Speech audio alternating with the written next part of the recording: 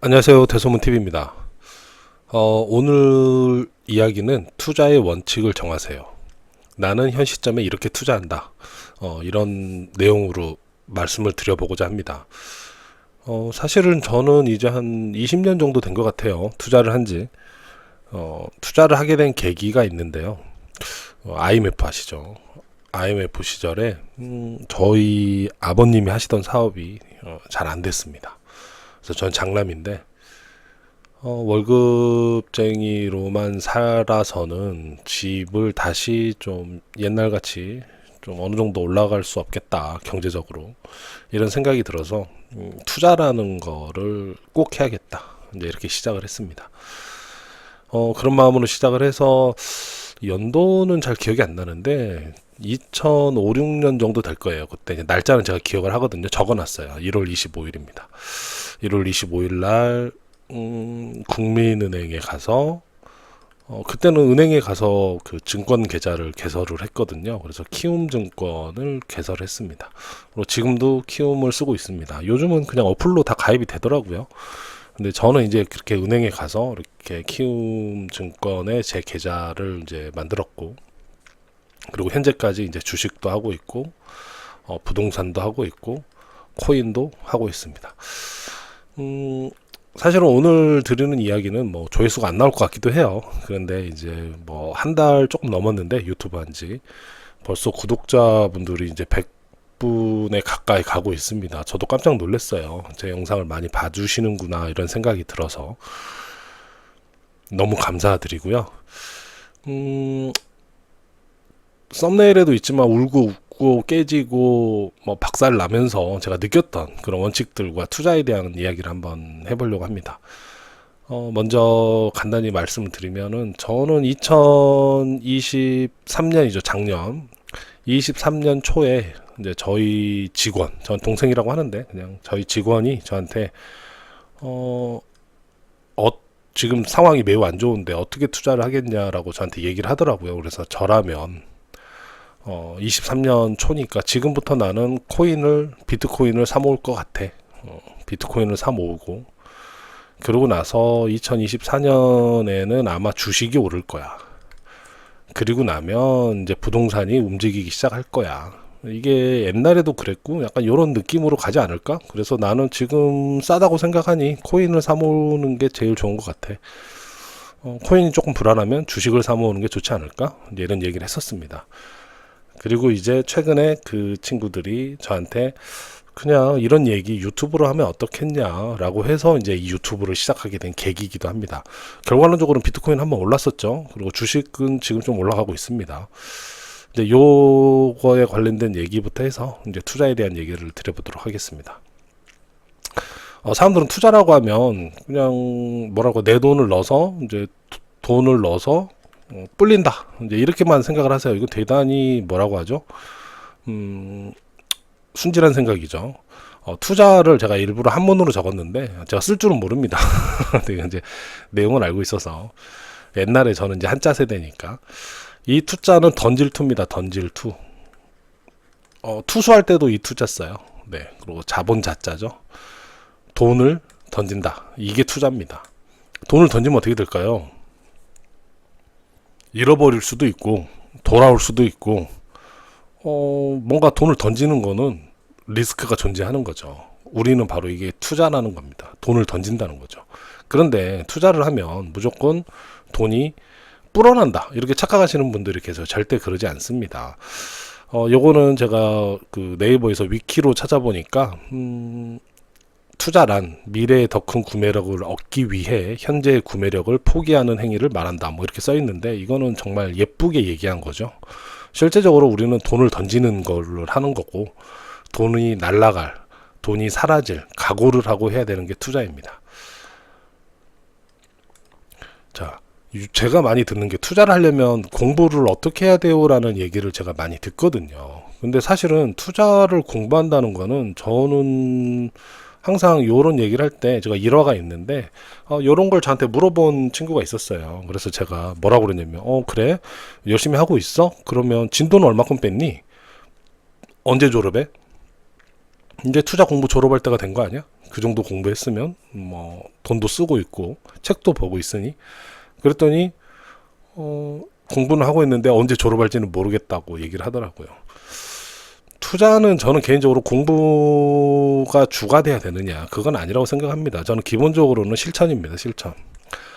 제가 주식 투자를 제일 강장 권하거든요. 최우선적으로. 제가 권하는 방법은 간단합니다. 여러분들이 책을 사거나 학원을 다녀도 100만 원은 아마 넘게 들 겁니다. 그래서 100만 원을 가지고 주식 계좌를 개설한 다음에 해보세요. 단타도 쳐보고 장타도 쳐보고 우량주도 사보고 뭐 언제 망해도 이상하지 않을 것 같은 회사도 사보고 여러 가지 경험을 해보세요. 하다 보면 느끼는 게 있습니다. 오늘 제가 말씀드리는 것도 그렇게 느끼면서 제가 느낀 나만의 투자 원칙에 대해서 말씀을 드리려고 하는 거거든요.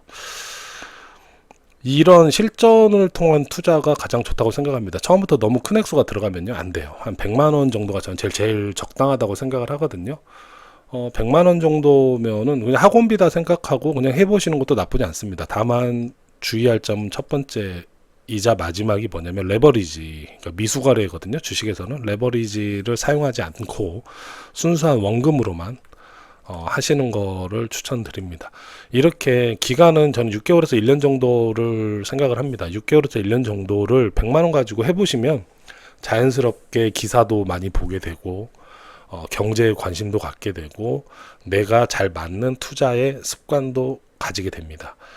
이게 저는 단순히 책으로 읽고 누군가 하는 얘기를 듣는 것보다 훨씬 중요하다고 생각을 하고 있습니다. 제 원칙, 투자에 관한 원칙에 대해서 간단히 한번 소개를 시켜 드리려고 하는데요. 첫 번째는 개인은 시장을 이길 수 없다입니다. 요즘 부동산 시장은 어떤가요? 저는 좋지 않다고 생각합니다. 부동산이 좋지 않은데 나는 오르는 걸 찾을 수 있을 거야. 요거는 사실은 확률이 제일 낮죠.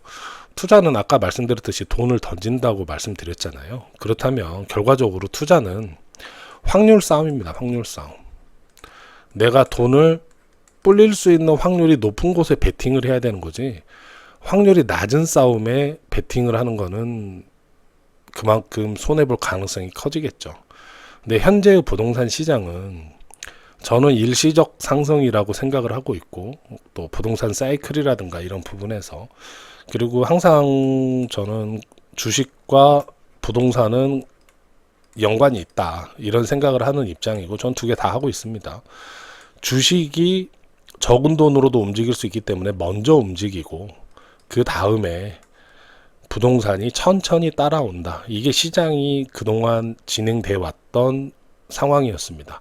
근데 이제 주식도 이제 조금씩 움직이고 있지만 이렇게 뭐 주식이 엄청 화랑이다 이런 얘기는 아직 없죠.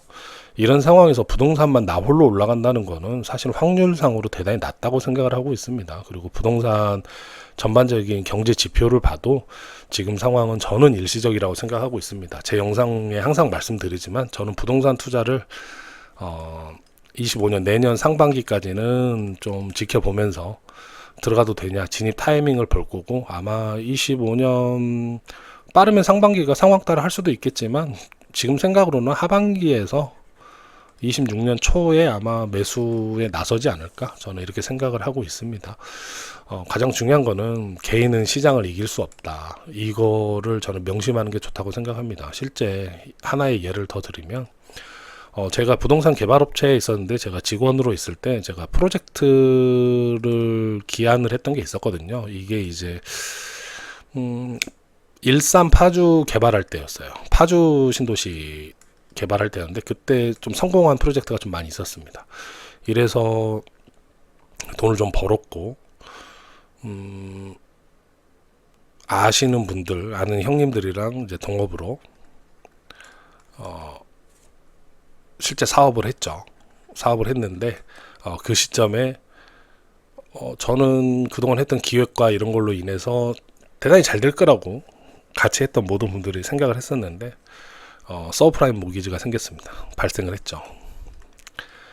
결과적으로는 망했습니다. 아주 확실하게 망했습니다. 그리고 이 빚을 갚는데 정확하게 6년 반 정도 걸린 것 같아요. 이때 생긴 빚을 한 6년 반을 갚았었습니다. 이때 많은 걸 느꼈었죠. 기획이 좋던, 계획을 잘 세우던, 시장이 움직이지 않으면 나는 이길 수 없다라는 걸 이때 많이 느꼈기 때문에 제 투자의 원칙 첫 번째로 개인은 시장을 이길 수 없다라는 거를 말씀드리고 또 저도 그렇게 생각을 하고 있습니다. 두 번째 원칙은 리스크를 항상 생각해야 됩니다. 주식 같은 경우는 오히려 조금 관리하기가 쉬워요. 변동성은 심하지만 우리가 흔히 얘기하는 분할 매수, 전화가 와서 흔히 얘기하는 주식 같은 경우는 분할 매수, 매도라는 걸로 리스크를 분산은 하는 것도 많죠. 근데 부동산은 생각해 보시면 몰빵입니다. 몰빵이란 말이 뭐냐면 분할해서 대금을 지급하거나 뭐 이게 있지만 이 분할 매수, 분할 매도라는 거는 금액이 계속 변동하는 와중에 내가 여기서 사고 여기서 사고 여기서 사고 이런 식으로 금액의 평균을 맞춰간다면 부동산은 계약하는 순간 금액이 정해집니다. 납입 방법만 달라질 뿐이지 금액 자체는 내가 떨어졌다고 해서 그 시장에 더 싼 가격으로 또 이 집을 일부를 또 사고 또 떨어지면 내가 안방을 사고 이렇게 할 수가 없다는 거죠. 한 방에 끝난다는 겁니다. 그렇기 때문에 사실은 부동산이 리스크를 더 많이 생각을 해야 돼요. 그래서 부동산 같은 경우는 내가 대출을 받으면 이거에 대한 이자에 대한 납입에 문제는 없는가, 혹시 내가 생각하지 못했던 지출이 발생할 여지는 없는가, 이런 거를 면밀히 생각을 하고 진행을 해야 된다는 겁니다. 실제 이 리스크에 대한 생각을 하지 않고 투자를 하면은 결국은 리스크가 생길 확률, 그러니까 위험이 생겼을 때 대처를 못하고 망가지는 경우가 대단히 많이 발생을 하죠. 그렇기 때문에 항상 리스크를 생각을 해야 된다가 제 두 번째 원칙입니다. 세 번째 원칙은 절대 후회하지 않기입니다.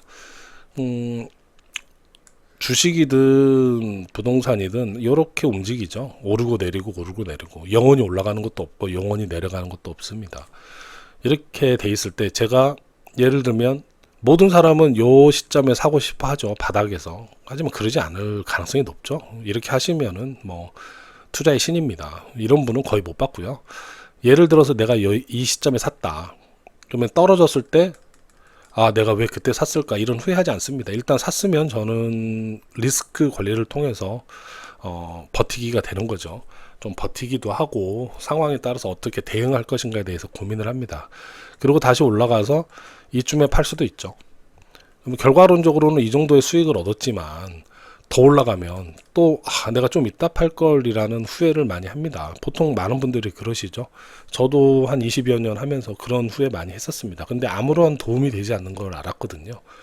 내가 후회를 하는 순간 앞으로 나아갈 수 없다는 사실을 느꼈습니다. 그래서 지금은 내 원칙에 따라서 매수를 하고 내 원칙에 따라서 매도를 했다면 그 순간 만족하고 그 다음 시장을 기다리자라는 게 이제 제 마음이 되었고, 그게 바로 세 번째 원칙인 절대 후회하지 않기라는 말로 표현을 했습니다.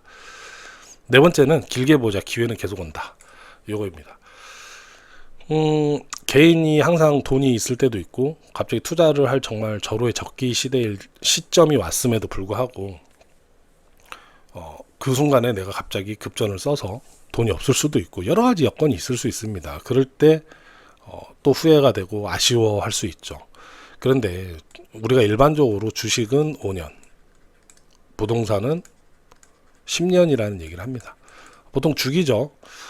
주식이 5년 정도면 오르락내리락 하고 부동산 한 10년 주기로 좀 천천히 오르락내리락 한다, 이 내용입니다.